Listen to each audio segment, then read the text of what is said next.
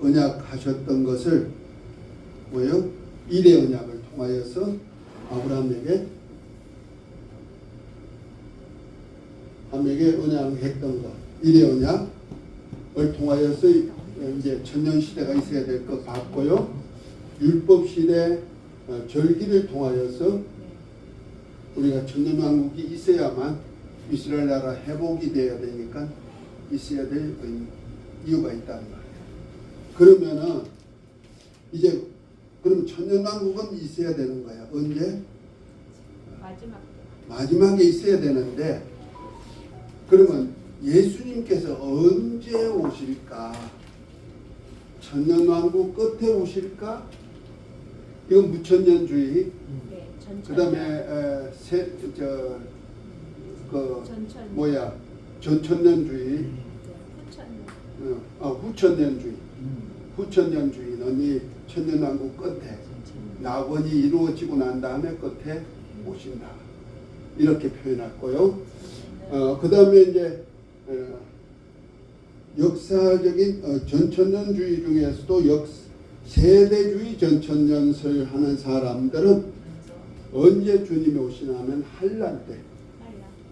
한란 때 주님이 어떻게 공중에 강림하시고 또 한란이 7년인데 7년 한란 때 교회가 뭐가 된다? 휴가한다. 교회가. 그래서 하늘에서 뭐가 일어? 혼인잔치. 잔치가 이루어진다는 거예요. 강림하셔가지고. 들려 올라가가지고. 그리고 7년 동안 혼인잔치 하다가 이 땅에 주님과 함께 내려와가지고 그 다음에 원수를 멸하고 천년왕국 시대로 들어간다. 그래서 이 세상에 없어지고 영원한 나라까지 들어간다. 이렇게 하는 것이 이제 세대주의 전천년설이에요. 그런데 역사주의 전천년설은 이거 아니야. 주님이 언제 오시느냐? 이때 오신다. 이때 강림하시고 그 다음에 재림하신다. 강림하시면서 여기다 혼인잔치가 이루어지고 그 다음에 지상에 와가지고 천년 동안 왕국을 이루고 그 다음에 영원한 나라로 들어간다. 이것이 이제 역사주의 전천년설이에요. 그런데 원래 역사주의 전천년 그러니까 이때 뭐예요? 교회가 휴거한다. 이렇게 합니다. 그런데 이제 그러다 보니까 어떻게 되느냐? 이 7년 한란이 전 3년 반에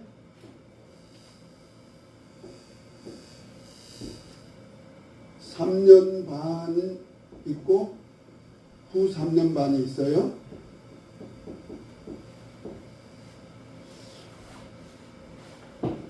이것이 이제 7 나팔 부는 심판이고 7 대접을 쏟는 심판인데 주님이 언제 오셔?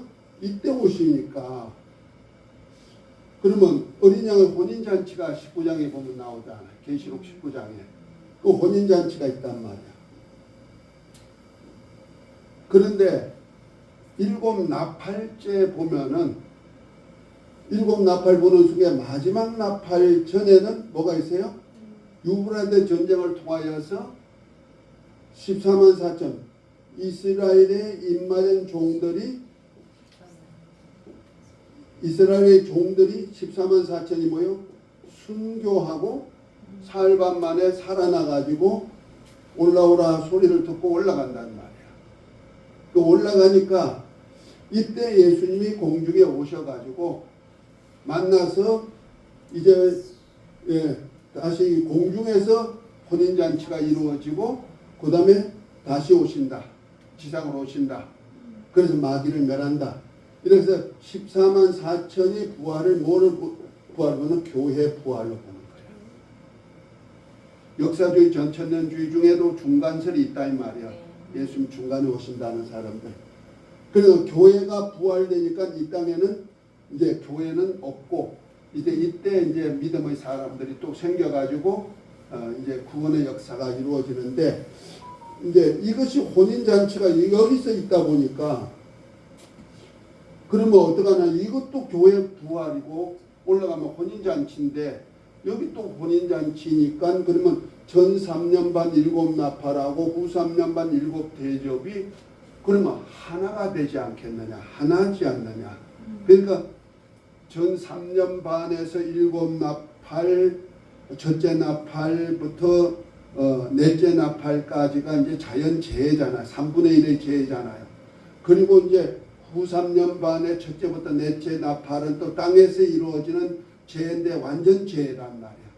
그러니까 이걸 어떻게 해석을 할까 하다가 이 해석을 이제 어떤 사람으로 했냐면은 여기 이제 7인이 있단 말이야. 7인이 나오는데 7인 중에서 6째 인까지가 여기 나오는 거예요. 전 3년 반 시작에 그 6째 인 때가 바로 대환란이 있잖아요. 땅이 지진이 나고 하늘에 별이 떨어지고 이제 뭐 장군이나 자유자들이 막 굴에 숨어가지고 하나님의 낯을 피하자고 하는데 이 6째 날을 이날 전체를 봐버리는 거예요.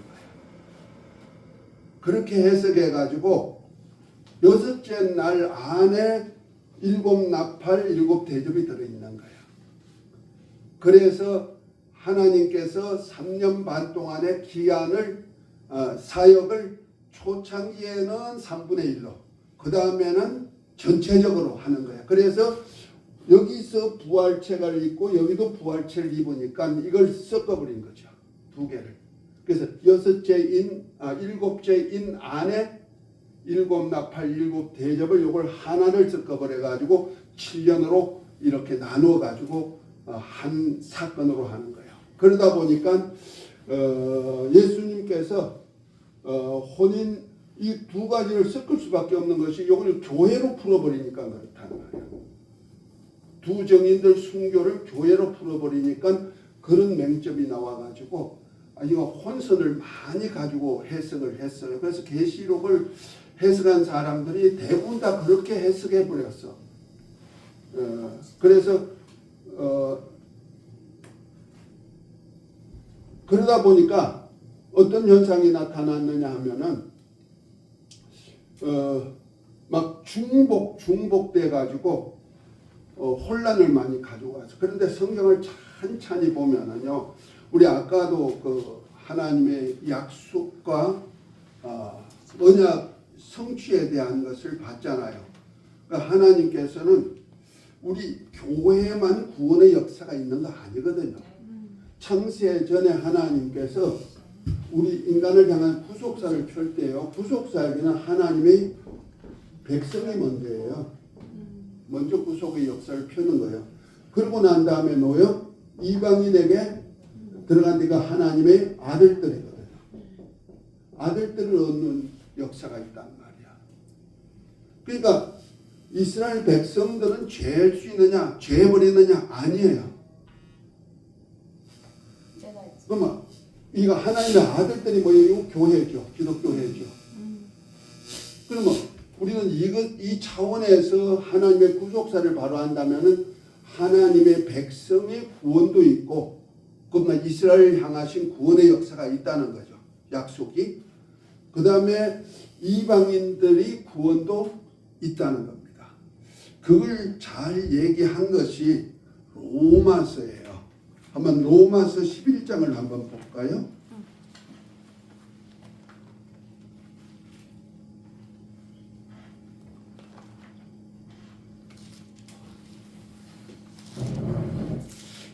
로마서 11장은 바울이 이스라엘 백성들과 우리와의 관계에 대한 얘기를 쭉 하고 있는 겁니다. 그래서 1절부터 보면 이렇습니다. 그러므로 내가 말하노니 하나님이 자기 백성을 버리셨느뇨? 그럴 수 없느니라.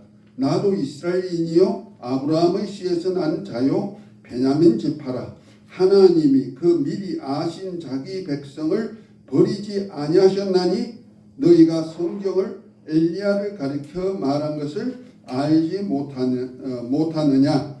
저가 이스라엘의 하나님을 송사하되 주여 저희가 주의 선지자들을 죽였으며 주의 제단들을 흘려버렸고 나만 남았는데 내 목숨도 찾나이다 하니 저에게 하신 대답이 무엇이뇨. 내가 너를 위하여 바알에게 무릎 꿇지 않는 자 7천을 남겨두셨다 하셨으니 그런즉 이와 같이 이제도 은혜로 택하심을 따라 남은 자가 있느니라 그랬어요. 다시 말해 엘리야에게 7천을 바알에게 무릎 꿇지 않는 7천을 남겨두듯이 하나님은 이스라엘을 버려버린 것이 아니라는 거예요. 이스라엘에 남은 자가 있다는 거예요. 그 이사야서의 남은 자 사상이 바로 그거예요. 그 남은 자가 있는데 이 남은 자는 뭐냐? 이를 통하여서 바알에게 무릎을 꿇지 않, 바알신, 바벨론 신에게 무릎을 꿇지 않는 자. 이건 다니엘서와 다 연결되는 거거든요. 바알신에게 무릎을 꿇지 않는 자 7천 명을 남겨두었듯이 이렇게 하나님의 종들을 남겨두었다 이런 얘기예요. 그러면서 하신 말씀이 쭉 이렇게 이제 참감람나무 돌감람나무 하면서 참감람나무가 순종치 않아 하나님이 찍어버리고 돌감람나무를 거기에 붙여놨는데 하나님이 돌감람나무가 만약 순종치 않으면 어떻게 되냐. 참감람나무 가지도 찍어버리는데 돌감람나무가 찍어버리지 않겠느냐 하면서 또 구원도 돌감람나무 가지 있는 우리도 하나님의 참감람나무 가지에 붙여놨는데 하나님이 참감람나무 가지 찍었던 가지를 갖다가 다시 붙이는 것이 얼마나 쉽겠느냐 이렇게 바울이 얘기하면서 한 얘기가 바로 24절부터 한번 읽어볼까요? 네가 원돌 감람나무에서 찍힘을 받고 본성을 거슬러 좋은 감람나무에 접붙임을 받았으니 원가진 이 사람들이 얼마나 더 자기 감람나무에 접붙이심을 받으랴. 형제들아 너희가 스스로 지혜 있다 하면서 이 신비를 너희가 모르기를 내가 원하지 아니하노니 이 신비는 이방인의 충만한 수가 들어오기까지 이스라엘의 더러는 우둔하게 된 것이라. 그리하여 온 이스라엘이 구원을 받으리라 기록된 바 구원자가 시온에서 오사 야곱에게서 경건하지 않은 것을 돌이키시겠고 내가 그들의 죄를 없이 할 때 그들에게 이루어질 내 언약이 이것이라 함과 같으니라.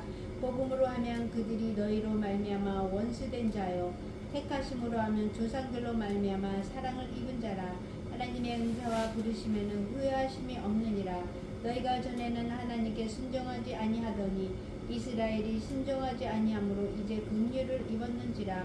이와 같이 이 사람들이 순종하지 아니하니 이는 너희에게 베푸시는 긍휼로 이제 그들도 긍휼을 얻게 하려 하심이라. 아멘. 자 여기서 뭔 얘기를 해요? 돌감람나무 참감람나무 돌감람나무는 이방인 네. 참감람나무는 이스라엘 네. 이렇게 했으면서 뭘 합니까? 네. 돌감람나무 참나무는 나무도 하는 감람나무에 접붙임 됐는데 네. 참감람나무 가지가 접붙이기가 얼마나 쉽겠느냐 하면서 25절의 비밀을 얘기하잖아요. 네. 형제들아 너희가 스스로 지혜의 땀을 명키와 이 비밀을 너희에게 모르기를 원치 않는다. 비밀이 있단 말이야. 구속사의 비밀이 있죠. 네. 뭐요? 이방인의 충만한 수, 그 돌감람나무에 속한 자들이 충만한 수가 들어오기까지 이스라엘을 완악하게 했다는 거죠. 네. 그리고 난 다음에 뭐한다? 네. 주님이 다시 오셔서 이제 이 참감람나무 가진 이스라엘을 돌이켜서 구원시키겠다는 거죠. 그래서 하나님의 역사 속에는 우리가 구속사를 할 때 늘 제가 얘기하죠. 야곱과 에서 이건 택자에 대한 구원이란 말이야. 하나님의 나라에 대한 역사니까. 그러니까 하나님의 끌고 가는 역사 속에는 이스라엘이 먼저요. 그래서 이스라엘이 누구냐면 제사장 나라예요. 그래서 출애굽기 19장에 보면은 하나님께서 애굽에 종살이하는 그들을 독수리 날개로 업어가지고 광야 호렙산에 와가지고 모세에게 호렙산에서 얘기하는 얘기요.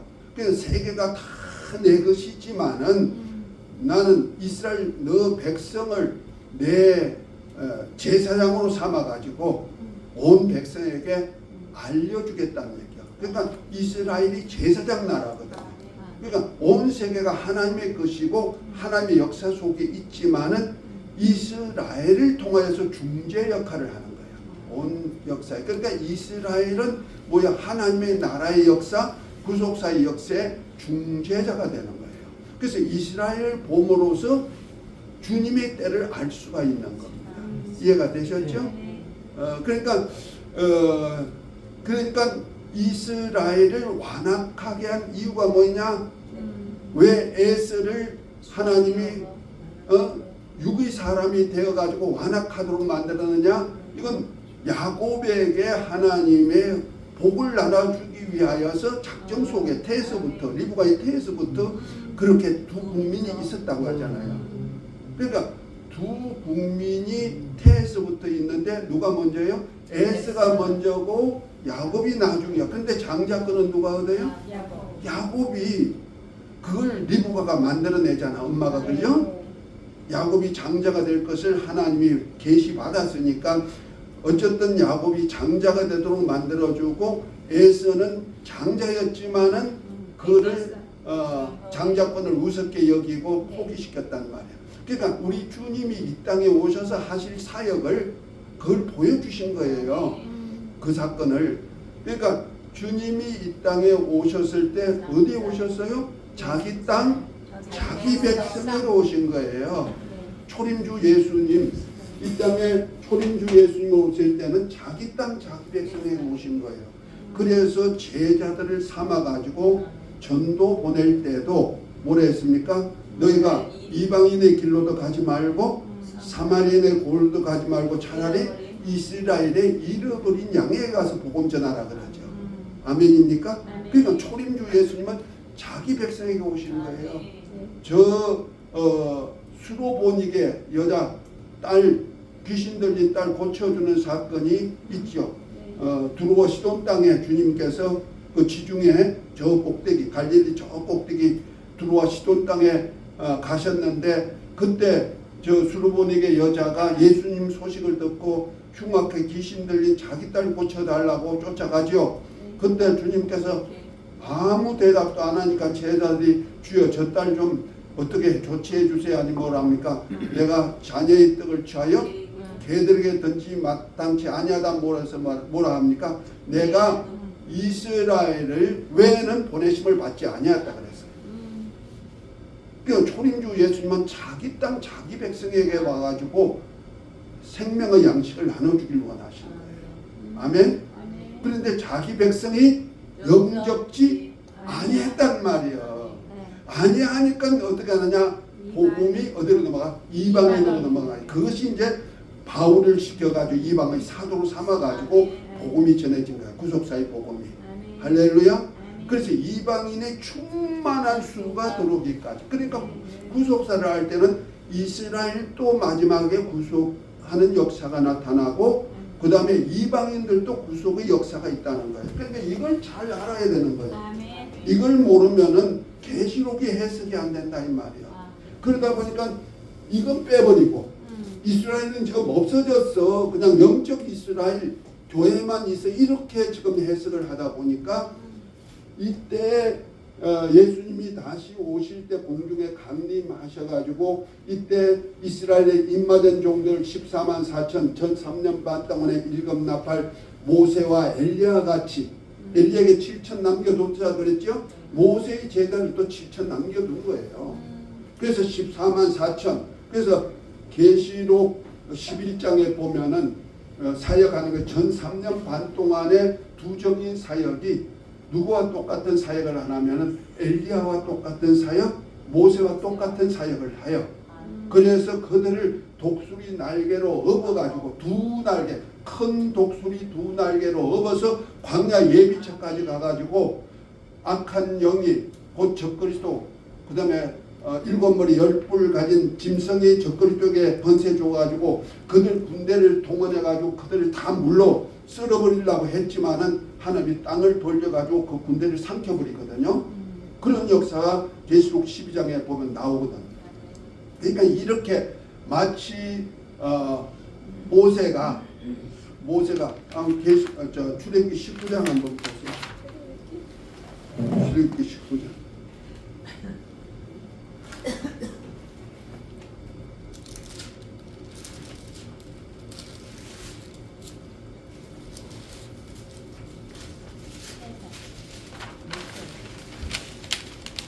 이 절부터 한번 읽어볼까요? 그들이 르비딤을 떠나 시내 강야에 이르러 그 강야에 장막을 치되 이스라엘이 거기 산 앞에 장막을 치니라. 모세가 하나님 앞에 올라가니 여호와께서 산에서 그를 불러 말씀하시되 너는 이같이 야곱의 집에 말하고 이스라엘 자손들에게 말하라.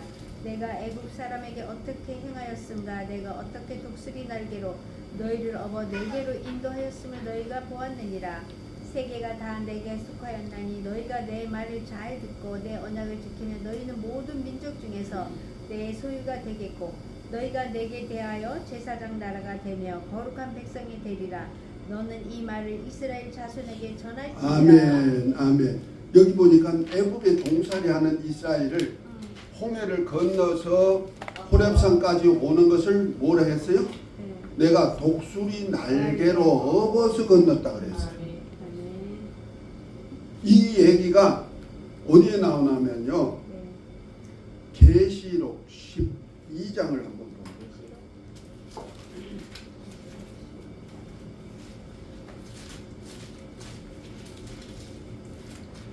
이제 이스라엘이 핍박을 받게 돼요.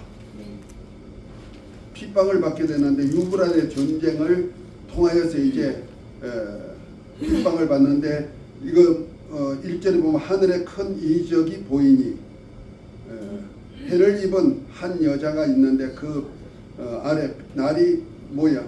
아래 달이 있고 그 머리에 12별의 멸관을 썼다. 이 여자가 아이를 베어 해산하게 되매 아파서 부러졌더라. 그런데 이 아이가 누구요? 이 아이가 예수 그리스도. 예, 예수 그리스도란 말이야. 예수 그리스도를 탄생한 건 누구요? 여자. 누굴까? 여자의 우선. 마리아예요? 네. 아니요, 이스라엘이요. 이스라엘. 12별을 가진 이스라엘이란 말이야. 네. 이스라엘은 뭐예요? 예수님을 탄생시키는 네. 그 길을 만드는 작업을 하는 거예요.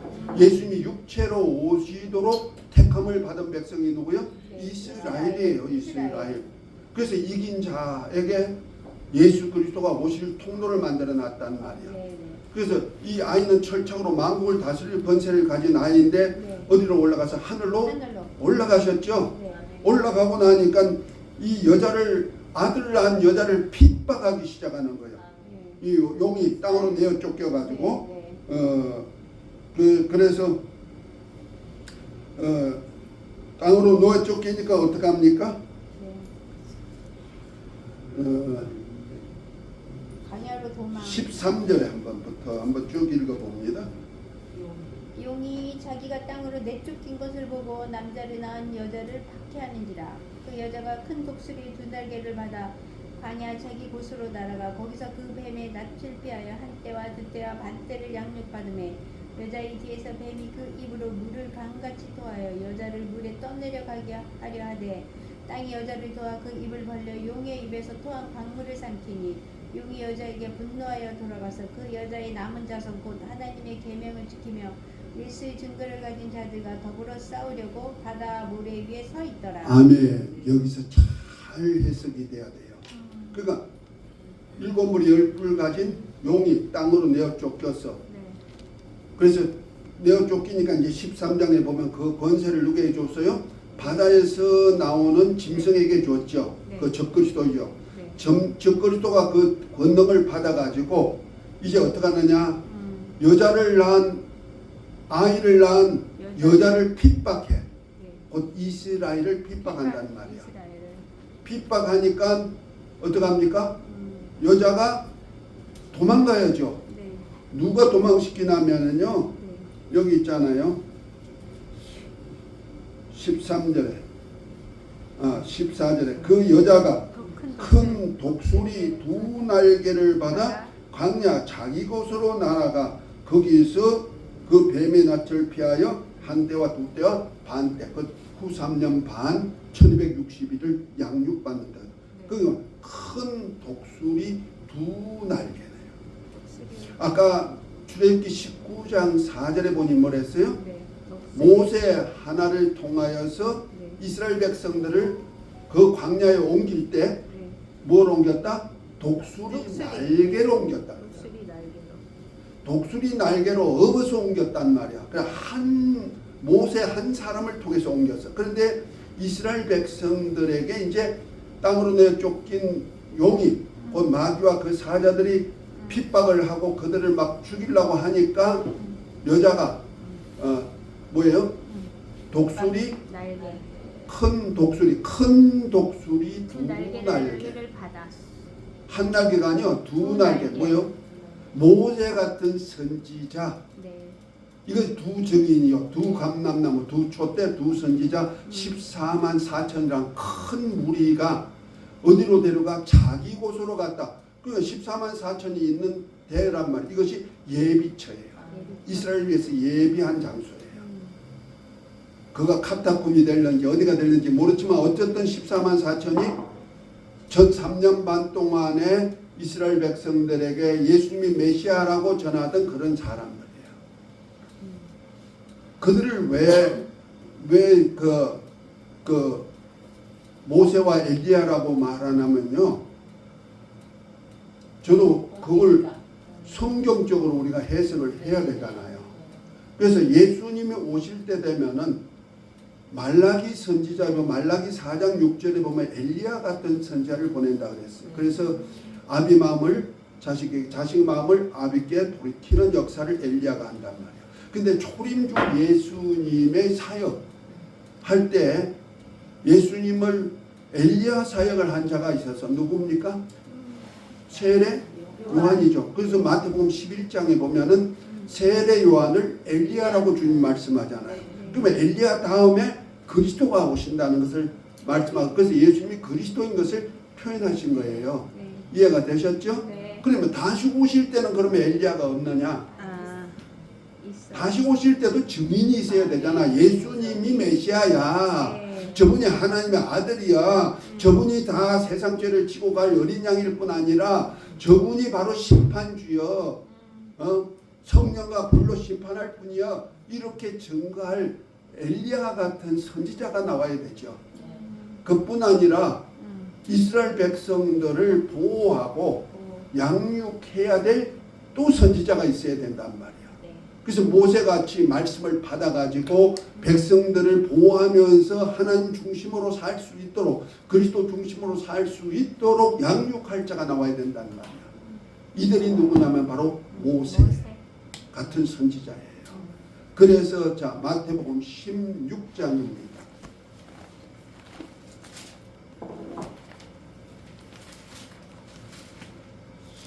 마태복음 16장 끝 부분 한번 볼까요? 27절, 28절을 한번 읽어보겠습니다. 인자가 아버지의 영광으로 그 천사들과 함께 오리니 그때에 각 사람이 행한 대로 갚으리라. 진실로 너희에게 이르노니 여기서 있는 사람 중에 죽기 전에 인자가 그 왕권을 가지고 오는 것을 볼 자들도 있느니라. 아멘. 주님이 다시 오실 때는 뭐라 와요?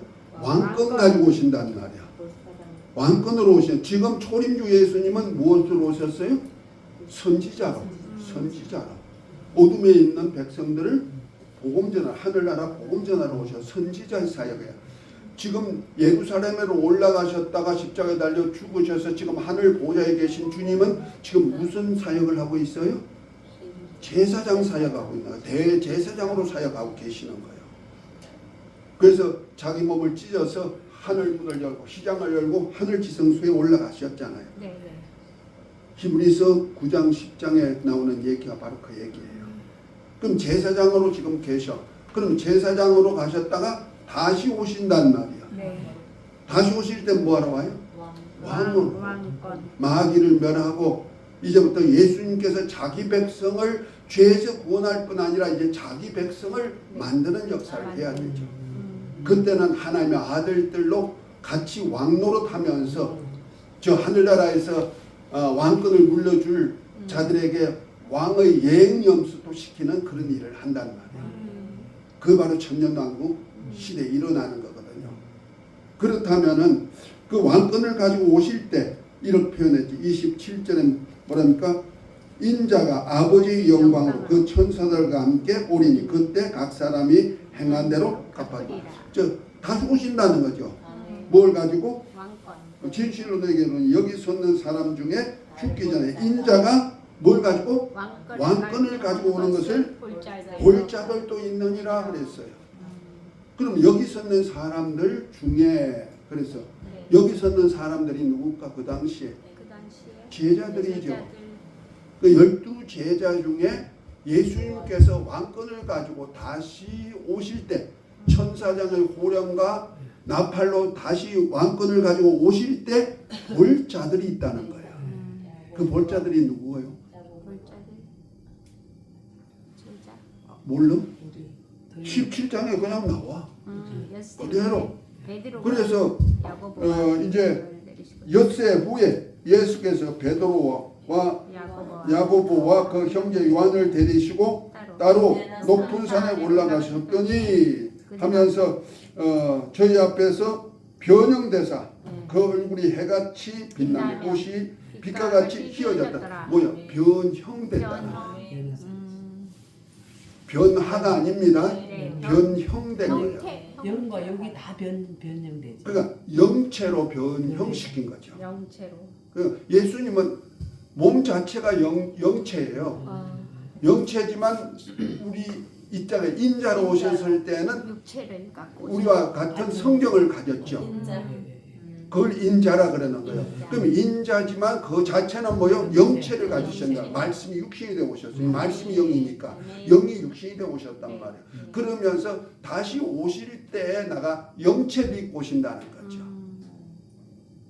이해가 되십니까? 네. 영체를 입고 오실 모습을 왕권을 가지고 영체를 가지고 오실 모습을 보여주면서 그래서 변형되신 거예요. 변형, 완전히 변화가 아닙니다. 변화가 됐으면 예수님이 이때 변화됐으면 예수님이 찔리시지도 않죠. 상하지도 않죠. 그러니까 오실 때만을 잠시 보여줬다 이 말이야. 그때 누가 나타났어요? 저기 모세하고 엘리야가 나타나가지고 예수님과 대면하여서 이야기를 하고 있는 거예요. 그것을 누가 보면 별세에 대해서 얘기했다. 죽음 이후에 다시 오실 날을 위해서 얘기했다는 말이요.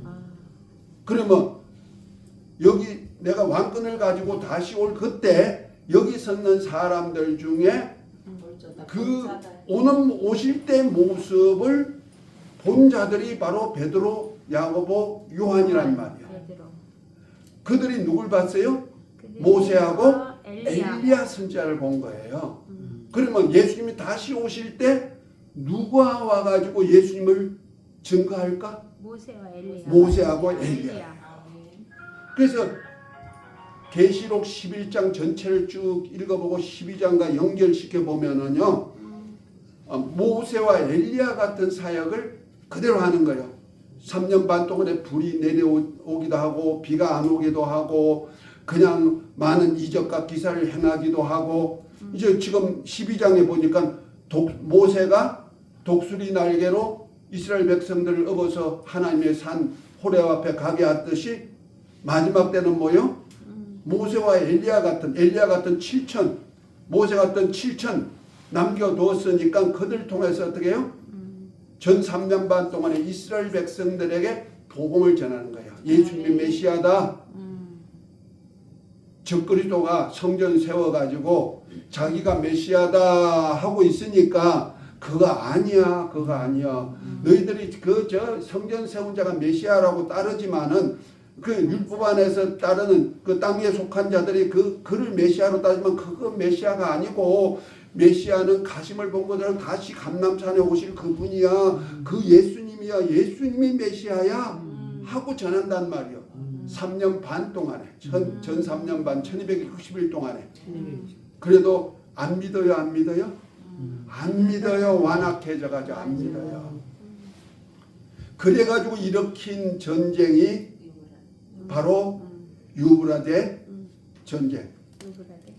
2만만 군대가 동원돼 가지고 그들을 죽이기 위해서 일으킨 전쟁이요. 그때 연월 일시에 다 3분의 1이 죽게 되고 14만 4천도 어떻게 돼요? 공개 처형되죠. 아마 세상 사람들이 다 볼 수 있다. 텔레비로 방영 다 될 거예요. 그 모습을. 그래서 죽여. 예수님이 예루살렘 성 밖에서 죽었듯이 골고다에 죽으셨듯이 그 성 밖에서 죽여. 그리고 세계가 다 보게 만들어져. 공개 처형시켜놓고 그것도 시체도 안 치우고 놔둬버려. 그런데 3일 반 만에 하나님의 생기가 드러나가지고 어떻게 돼요? 살아났는데 부활체를 입었다. 교회에서는 이걸 자꾸 부활체를 입었다 그래요.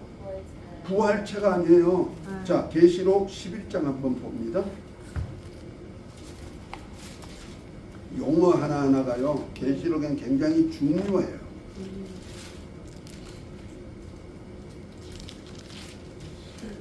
자, 11절부터 한번 읽어볼까요? 11장 11절. 3일 반 후에 하나님께로부터 생기가 그들 속에 들어가매 그들이 발로 일어서니 구경하는 자들이 크게 두려워하더라. 하늘로부터 큰 음성이 있어 이리로 올라오라 함을 그들이 듣고 구름을 타고 하늘로 올라가니 그들의 원수들도 구경하더라. 아멘. 자, 3일 반 후에 하나님께로부터 생기가 저희 속에 들어가면 저희가 뭘 했어요? 뭐라고 표현했어요? 뭐라고 했어요? 발로 일어서니. 발로 일어서. 부활했다고 안 했어요. 그냥 몸이 일어난 그냥 죽었던 몸이 다시 일어나. 다시 살아났다 이 말이요. 그러니까 발로 일어 걸어 다닐 수 있었다 이 말이요. 부활했다? 아니. 올라오라 하니까 올라가니까 부활했다. 휴거. 그래서 부활해서 휴거했다. 이렇게 표현하거든요. 이것이 교회 휴거로 보고 있다는 거예요. 그런데 교회 휴거가 아니고 뭐요? 11장 전체를 봐요. 이스라엘의 인마전종 14만 4천이 두 정인, 두 감남은 두 촛대, 두 선지자가 1260일 동안에 모세와 엘리야 같은 사역을 하고 있잖아요. 그래서 일어서 가지고 나와가지고 어디로 가요? 감람산으로 가는 거예요. 감람산. 그 계시록 14장에 나오는 거예요. 자, 14장 1절부터 한번 봅니다. 또 내가 보니 보라 어린 양이 시온산에 섰고 그와 함께 14만 4천이 서 있는데 그들의 이마에는 어린 양의 이름과 그 아버지의 이름을 쓴 것이 있더라. 내가 하늘에서 나는 소리를 들으니 많은 물소리와도 같고 큰 우레소리와도 같은데 내가 들은 소리는 검은 고 타는 자들이 그 검은 고를 타는 것 같더라. 그들이 보좌 앞과 내 생물과 장로들 앞에서 새 노래를 부르니 땅에서 속량함을 받은 14만 4천 밖에는 능히 이 노래를 배울 자가 없더라. 이 사람들은 여자와 더불어 더럽히지 아니하고 순결한 자라. 어린 양이 어디로 인도하든지 따라가는 자며 사랑 가운데서 속량함을 받아 처음 익은 열매로 하나님과 어린 양에게 속한 자들이니 그 입에 거짓말이 없고 흠이 없는 자들이더라. 아멘 아멘. 자, 여기 보니까 예수님께서 올라오라 하는 소리를 해서 그들이 올라가죠. 네. 올라가는데 부활체를 입고 올라가는 거 아니고 몸이 그냥 올라가는 거예요. 엘리야가 올라가듯이 올라가는데 마침 7째 나팔에 예수님께서 오시죠. 네. 왕권을 가지고 오시는 거야. 오셔가지고 어디로 가냐? 어디서 내려와요? 시온산. 네. 어디요? 시온산. 시온산 감람산에 가심을 본 그대로 오시. 다시 오시라는데 그 산에 오시는 거예요. 그 산에 딱 14만 4천하고 딱 오시니까 그때서야 이스라엘 백성들이 온 이스라엘이 어떻게 될까?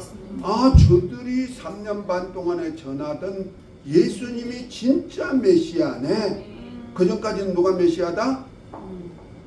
적그리스도가 자기가 메시아라고 전 3년 반 한 달 전에 우상을 성전에다 놔놓고 지가 그리스도다 하고 한단 말이야.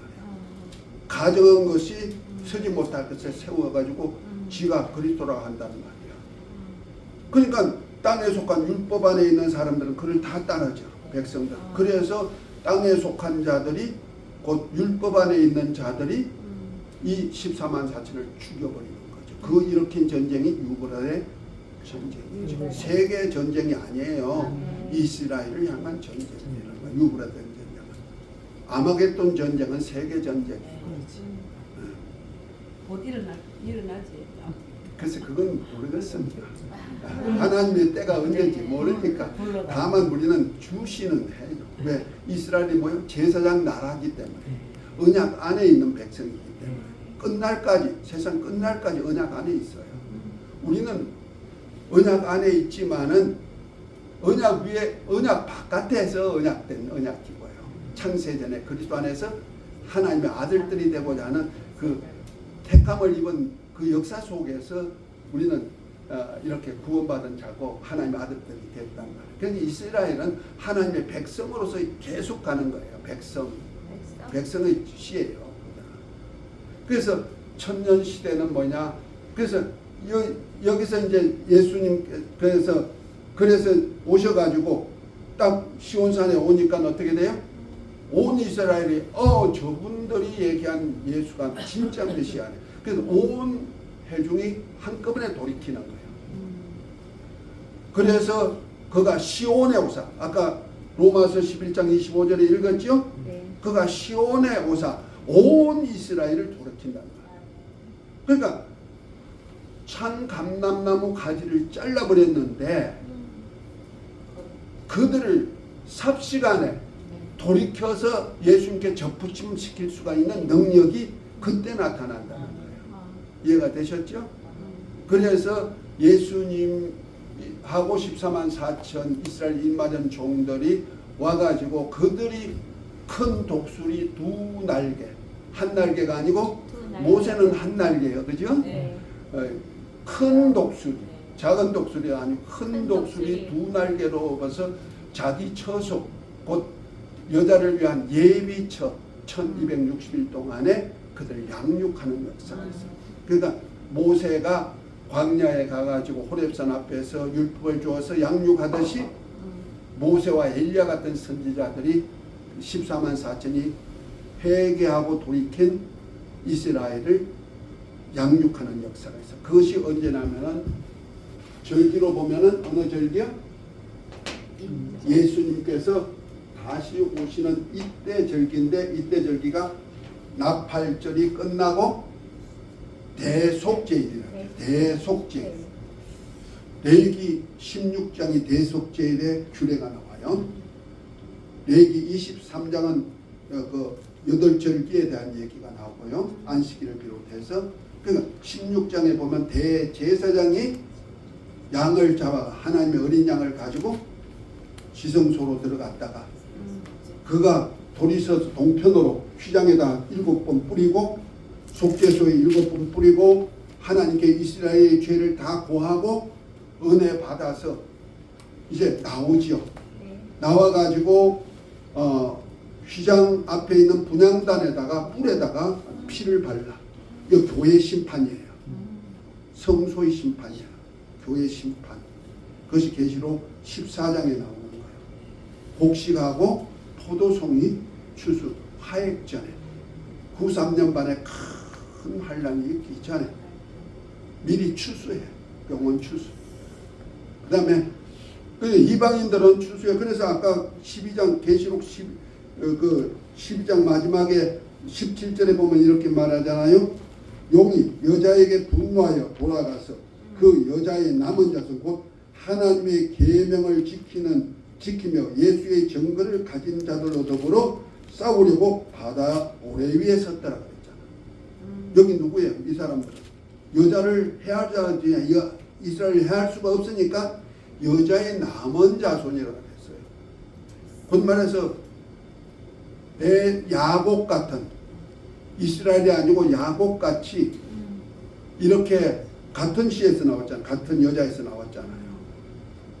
그 복음으로 하면 예수님도 이스라엘에서부터 우리 복음이 우리에게로 왔잖아요.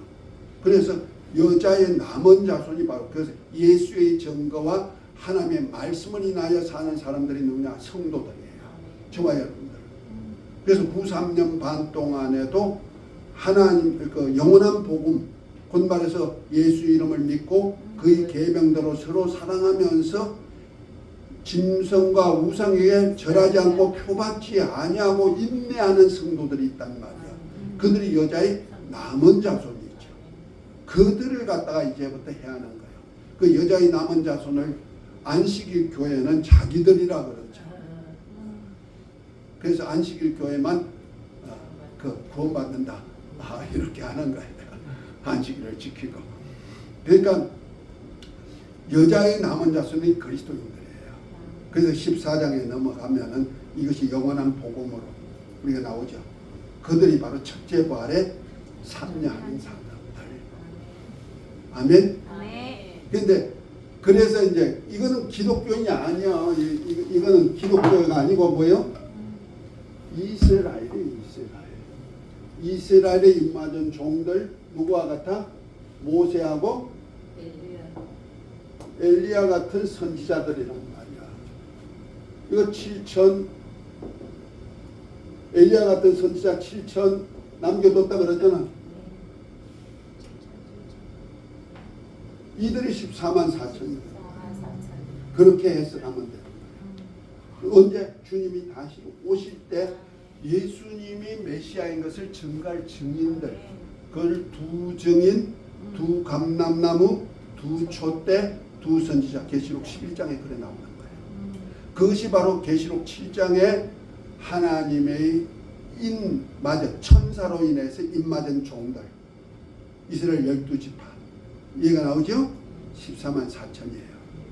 저와 여러분들은 무엇으로 입맞았어요? 목사님은 무엇으로 입맞으셨어요?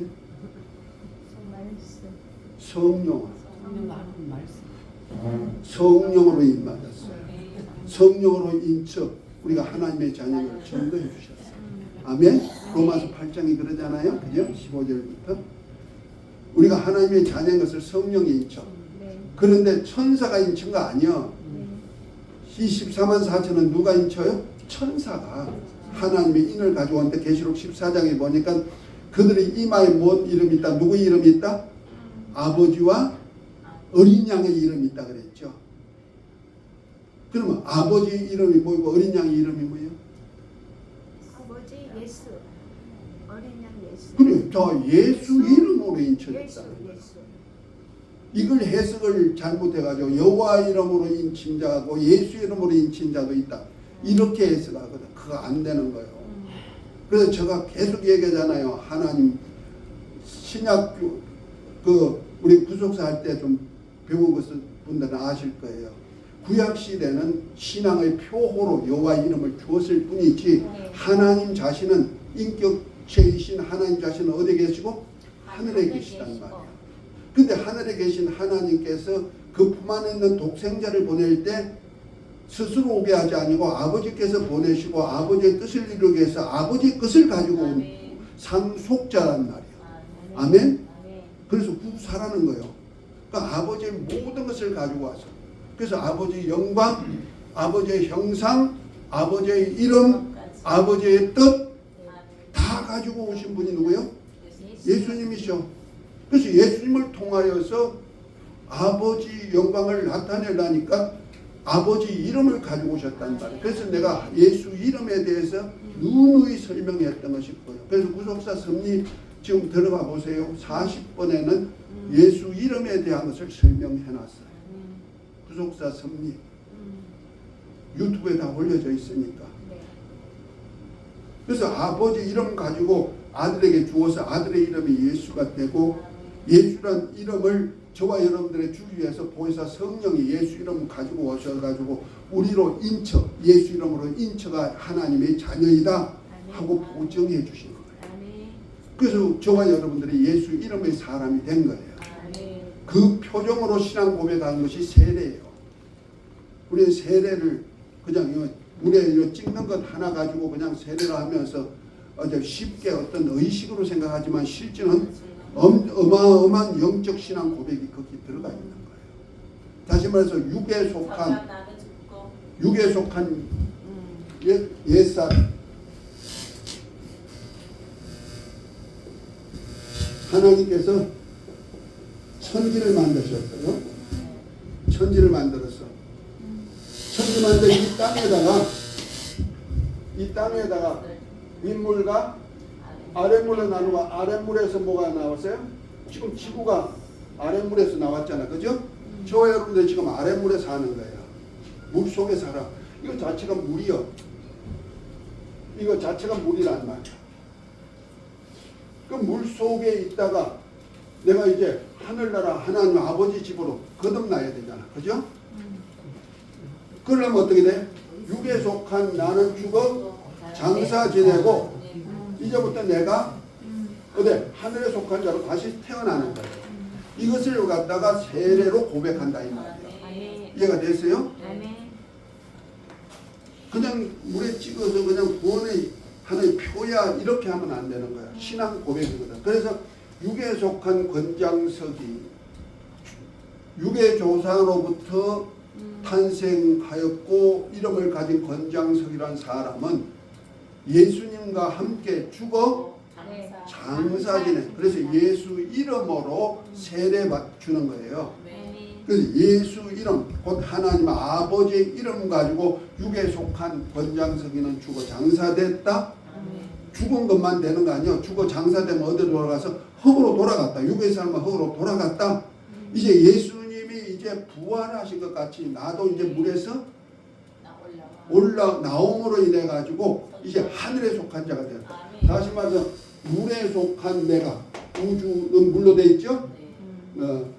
욥기 26장 6절에 보니까 음령들이 수족관 밑에 큰 수족관 밑에 있다고 그랬잖아.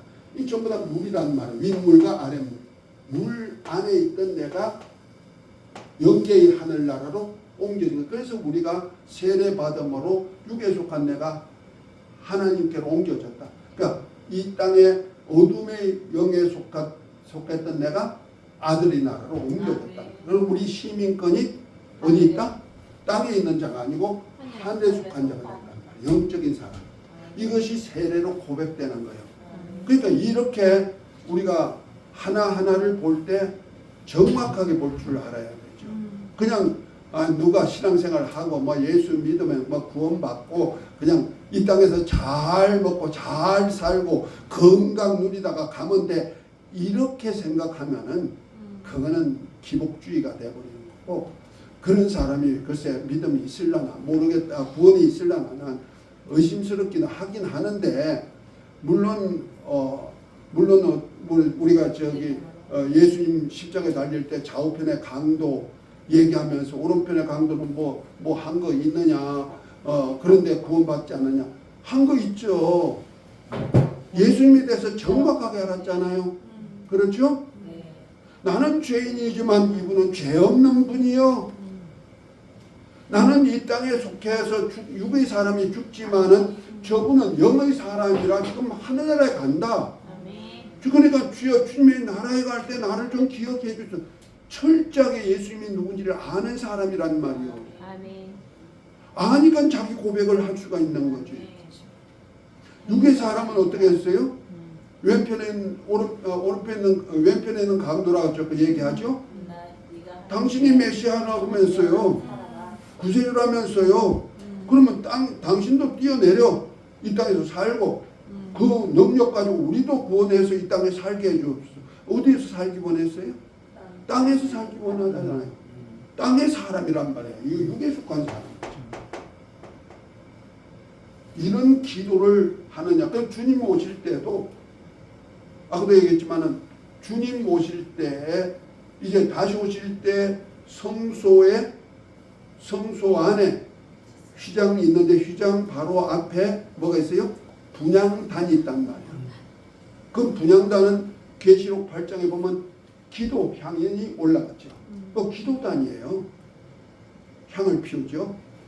그런데 하나님이 원하는 향을 피우지 않고 사람이 만든 향을 피워 올릴 수도 있다는 거예요.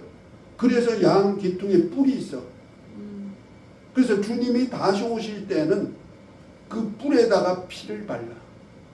그 성소, 그 교회 안에 심판이 있단 말이야. 피 흘리는 심판. 그래서 뭔 심판을 하실까? 누굴 심판하실까? 너 어떤 기도했냐? 보면 딱 나오죠. 예수님 십자가 상에 있을 때 좌우편에 강도 기도.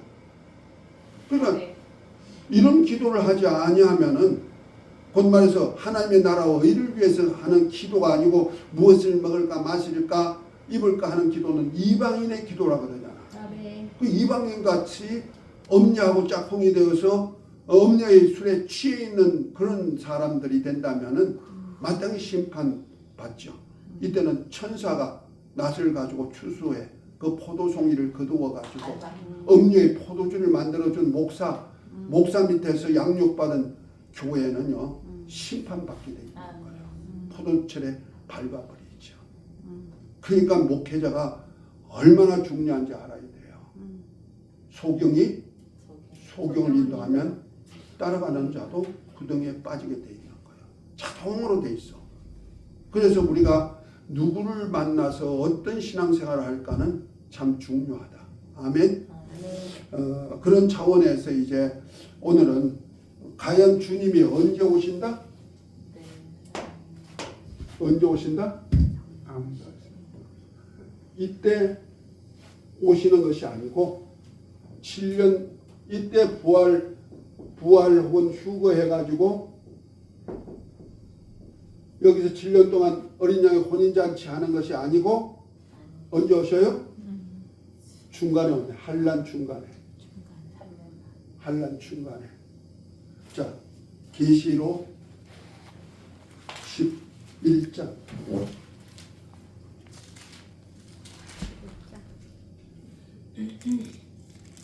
아까 읽었던 거가 나오죠? 13절에 읽었죠? 12절까지 읽었는데 자 14절부터 한번 읽어봅니다. 계시록 11장 15절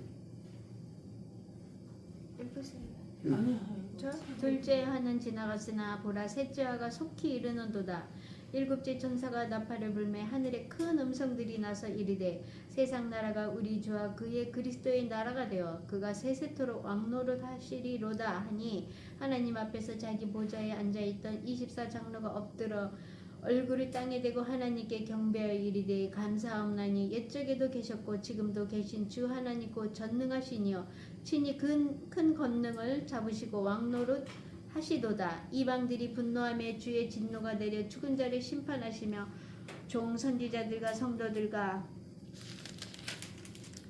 또 작은 자든지 큰 자든지 주의 이름을 경외하는 자들에게 상 주시며 또 땅을 망하게 하는 자들을 멸망시킬 때로소이다. 아멘. 자, 마지막 7째 나팔 때 자꾸 그 성경 그 계시록 해석하는 사람들이 7째 나팔이 후 3년 반 전체로 표현하는 사람들이 있어요. 그렇게 또 해석하는 사람들이 있어. 그러니까 또 안 되는 거야.